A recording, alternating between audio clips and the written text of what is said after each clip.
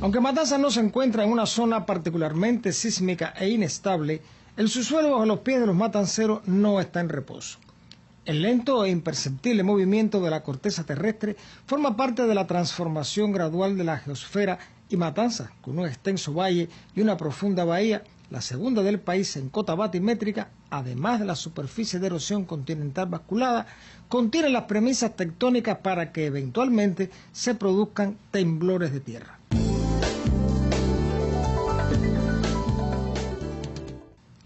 Existen importantes evidencias que revelan la producción de un evento sísmico de importancia hace alrededor de 4.000 años. Un estudio realizado por la Sociedad Espeleológica de Cuba en los años 70 comprobó fracturas y colapsos de estalagmitas en las cuevas y cavernas siguiendo una orientación determinada, resultado de una onda sísmica direccional capaz de hacer caer las gruesas formaciones secundarias y derrumbar las bóvedas. Como resultado de este importante movimiento tectónico, quedó aislada la actual caverna de Bellamar del resto del sistema. Las réplicas e incidencias de este evento se extendieron en un radio de más de 20 kilómetros, acompañadas de grandes incendios del bosque. Las rocas que forman el anfiteatro natural de la ciudad pertenecen a los periodos geológicos terciario y cuaternario, cuya antigüedad se remonta en total de 30 a 1 millón de años, marcado este último lapso por las fluctuaciones del nivel del mar en las etapas glacial e interglacial. Debido a ello, se modelaron las terrazas marinas y se desarrollaron las cavidades subterráneas. El basamento del Valle de Yumurí está formado por rocas del horizonte geológico Cretácico con 60 millones de años, sujeta aún a reajustes y movimientos que pueden generar temblores.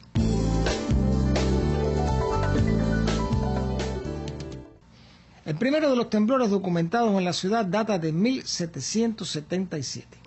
Quintero y Almeida refiere en sus apuntes que en aquella ocasión hubo daños en las viviendas de la ciudad, si bien se entiende que no se habla de edificios de gran porte, sino de casas y construcciones de factura sencilla. Los referidos daños son generales y no se reportaron víctimas fatales. El evento pudo haber tenido otros antecedentes de menor importancia sin que fueran recogidos en las actas del Cabildo. El 21 de junio de 1791 se produjo otro temblor de tierra con iguales afectaciones en viviendas tales como agrietamientos en paredes, derribo de muros y colapso de techumbres. En la ciudad eran aún abundantes las casas con techos de guano, paredes de adobe o mampuestos sencillos.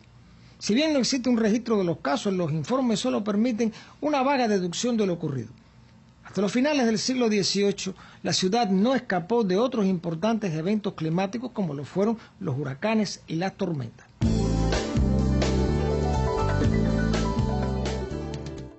Los temblores se repitieron en 1843, los días 21 de febrero y 5 y 8 de mayo. 3 años más tarde, en 1846, los días 10 y 11 de octubre, se reportan nuevos sismos de menor intensidad. Llama la atención el acortamiento de los lapsos y la secuencia de repetición o réplicas en días sucesivos. Tampoco hay noticias de daños a personas, propiedades o edificios públicos, aunque la ciudad ya tenía inmuebles de importancia, tales como el Hospital de Santa Isabel, con 3 plantas, la aduana, los portales de la vigía y concluidas las obras principales de la iglesia de San Carlos, con altos puntales. En la mitad del siglo XIX, la ciudad tiene una superficie habitacional que ocupa el espacio Entre Ríos. Pueblo Nuevo y Versalles, extendiéndose en la dirección a las alturas como direcciones principales, independientemente de la división de barrios establecida por la colonia. Este proceso determina una evolución en la vivienda matancera que buscará mayor amplitud dimensional con patios interiores y altos techos de hasta 9 metros de puntal, circunstancia que hará los muros más vulnerables a un sismo. El 9 de julio de 1852 se produce otro temblor de cierta importancia. La obra constructiva del actual Palacio de Gobierno está casi concluida y ya hay grandes viviendas en la calle Río con fondo Narváez, en cuya vía alcanzan los 3 pisos. Se está en posesión de una estructura que, no obstante su firmeza, puede ser testigo incluso actual de patentes daños.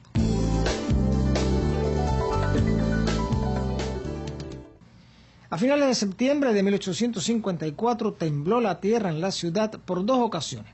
Matanzas ya había sufrido un incendio colosal el 26 de junio de 1845, que se repetiría luego el 11 de agosto de 1857. En ambos casos, el barrio de la Marina quedó reducido a cenizas desde las márgenes del Yumurí hasta la actual calle de Contreras. El siniestro fue parte de una larga serie de estos eventos que hallaban pasto en la acumulación de sustancias combustibles y las casas y construcciones de madera. La relación entre incendio y temblor de tierra o terremoto resulta casual en estos casos. No obstante, las evidencias halladas en las cavidades subterráneas de los alrededores de Matanzas desde 4 milenios atrás demuestran que grandes extensiones de los bosques fueron consumidas por el fuego y sus cenizas arrastradas por el viento y el agua al interior de las cuevas, siempre en relación con sismos previos.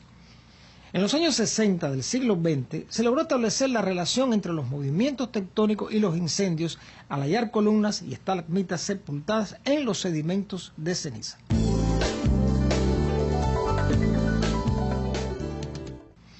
Es posible conocer los eventos sísmicos ocurridos en el pasado remoto cuando no existían registros escritos.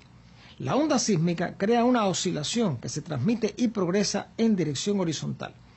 Las estructuras columnares subterráneas, como las estalagmitas, son removidas por su base. Tanto menor sea su diámetro, menos podrá mantenerse en pie y caerá en la misma dirección del avance de la onda. Resulta entonces una suerte de testimonio derrumbado.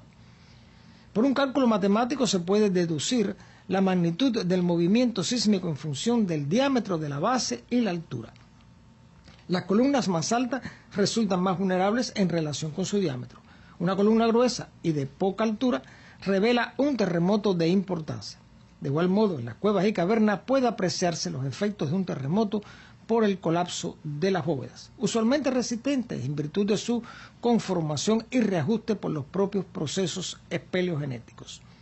El desplome de grandes bloques cenitales es un testimonio patente de un movimiento telúrico de importancia. Contrario a cuanto se puede suponer, las cavidades subterráneas suelen soportar bien estos fenómenos. Otros testimonios de temblores se relacionan con las penetraciones del mar o tsunami, también llamados maremotos. El 7 de julio de 1852, un terremoto de baja magnitud provocó este tipo de fenómenos, sobre todo en el expuesto litoral de La Habana. En Matanzas, el hecho se redujo a penetración, sin llegar a niveles catastróficos producto de las condiciones de la bahía matancera en cuanto a su profundidad, orientación y forma. Por otra parte, Matanzas, edificada sobre una zona colinosa, no permite un mayor avance de las aguas, salvo en las zonas bajas, cercanas a la orilla del mar o los ríos. Para tener una idea de lo que significan los lentos movimientos de ajuste de la corteza terrestre, basta exponer el ejemplo de la superficie donde se abre la caverna de Bellamar. El plano de la llanura fue tallado por el mar en los depósitos sedimentarios calcáreos del período terciario. Pero esta superficie de erosión continental, como la llamó Charles Duclos, no es horizontal, sino que desde una altura de 52 metros sobre el nivel del mar se eleva hacia el sur hasta los 100 metros, cerca del punto donde cruza el puente de ferrocarril sobre el río Canímar, producto de los empujes recibidos desde la región septentrional. Otro tanto ocurre con otras estructuras geológicas lentamente empujadas, plegadas o desplazadas, sin que el hombre pueda percibir su movimiento continuo.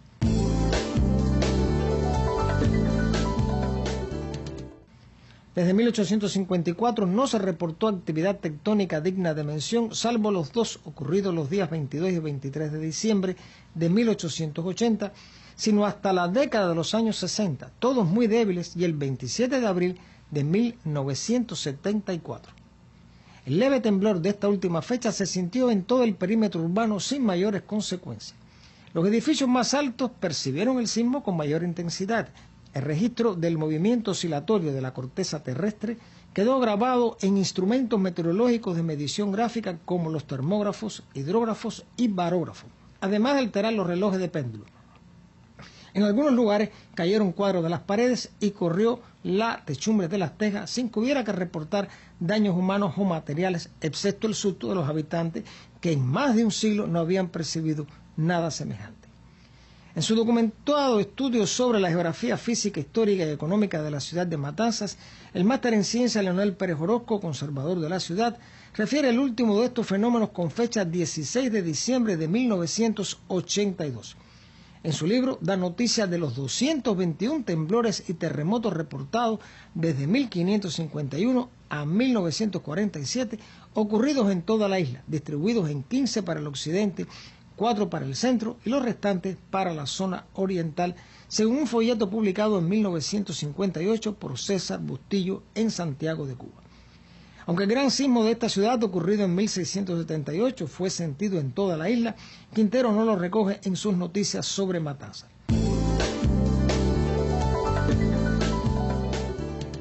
Matanzas ha tenido 14 temblores principales. Cabe el caso que algún pequeño movimiento se haya producido con levedad, solo percibido por los sismógrafos. No hay que olvidar que si bien Matanzas se encuentra lejos del foco principal de los sismos, no está excluida totalmente de padecerlos. Las estadísticas hasta la fecha aseguran la baja probabilidad del suceso y en tal sentido cabría pensar que por ahora, por más alarma que se genere por lo que suele ocurrir en el área del Caribe, no hay nada que temer. Los invito y los convoco para otro encuentro con la historia y el recuerdo, porque la memoria es la dueña del tiempo.